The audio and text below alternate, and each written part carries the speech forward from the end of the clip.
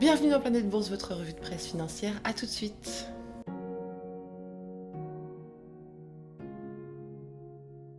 On commence en Europe, 4,4 milliards de dollars, c'est finalement la perte que subit Crédit Suisse dans l'affaire Archegos Capital. En conséquence, la banque helvétique suspend son programme de rachat d'actions, réduit son dividende et pousse deux dirigeants, risques et banques d'investissement, vers la sortie. Le britannique BP anticipe 35 milliards de dollars de dette nette au premier trimestre, soit une réduction de 4 milliards par rapport à la fin 2020, grâce à des cessions et un trimestre solide. Le japonais SoftBank prend une participation de 40% dans le groupe norvégien de robotique AutoStore. Pour 2,8 milliards de dollars, il récupère les parts de l'américain Thomas Lee Partners et du suédois EQT et évalue ainsi AutoStore à 7,7 milliards de dollars. Le gouvernement britannique rechigne à voler au secours d'Eurostar. Il invite l'opérateur ferroviaire en difficulté à se tourner vers ses actionnaires et l'État français plutôt qu'à espérer un renflouement. Et Total refuse de geler ses paiements à la junte militaire du Myanmar. Le Français déclare vouloir respecter la loi et ne pas mettre le personnel local en danger. Il n'arrêtera pas non plus la production de son champ gazier offshore.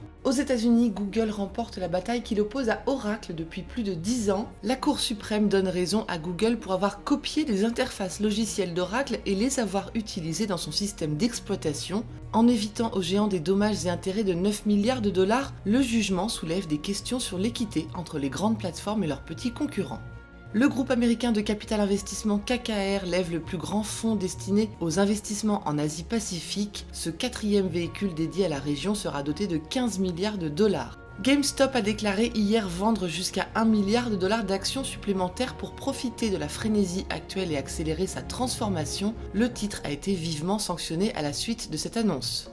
Et en catimini, Trevor Milton, le fondateur de Nikola, a vendu 49 millions de dollars d'actions vendredi soir, alors que le constructeur fait toujours l'objet d'une enquête. En Asie, faux pas sur faux pas pour H&M. En tentant de se réconcilier avec la Chine, le détaillant suédois s'est fâché avec le Vietnam. Il a décrit les îles de la mer de Chine méridionale comme des territoires chinois et ainsi provoqué un nouveau boycott. Persol Holdings, le spécialiste japonais des RH, mise sur le télétravail. Il investit 22,5 millions de dollars dans Glints, une start-up singapourienne de recrutement en ligne. Nikon, le géant japonais de la photo, s'empare de Morph 3D, une start-up américaine spécialisée dans l'aérospatial, et il met ainsi un pied dans le marché des petits satellites. La compagnie maritime japonaise Mitsui O.S.K. va investir 1,8 milliard de dollars dans la décarbonisation d'ici 2023, en misant notamment sur des navires alimentés au GNL. Et enfin, pénurie de puces oblige, Subaru va réduire sa production de 10 000 véhicules en suspendant ses lignes jusqu'en mai. Voilà ce qu'il fallait lire aujourd'hui sur les unes du Monde.